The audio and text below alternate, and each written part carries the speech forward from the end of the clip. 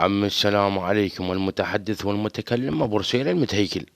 عمي هذا مبين الولد ما يريد يشد بالخاص، لان شنو ذيك المره لا سوت بيه رعب 27 ساعه. عمي شوف هاي جيتكم منه، شوف ايش دزلي.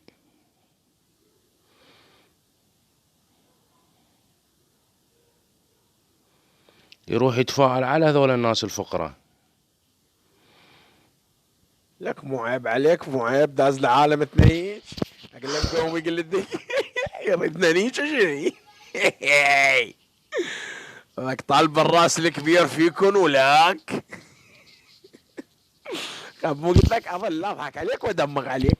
شوفوا شباب، يعني هذا مبين من حكي ما يريد يشد الولد وياي بالخاص. شوفوا اخير محادثة هنا بيش ساعة بلا 4 و12 دقيقة، بلا 4 و12 دقيقة، بلا 4 و13، بلا 4 و13. ليش ما تجي اتصال؟ انت شبيك تخاف؟ تخاف ها حبيبي تخاف؟ عرفتك ما متهيكل، مو عيب. الولد ما متهيكل، الولد مبين من حكي ما متهيكل. الله وياك حبي. يلا عم هذا مقطع العاشر.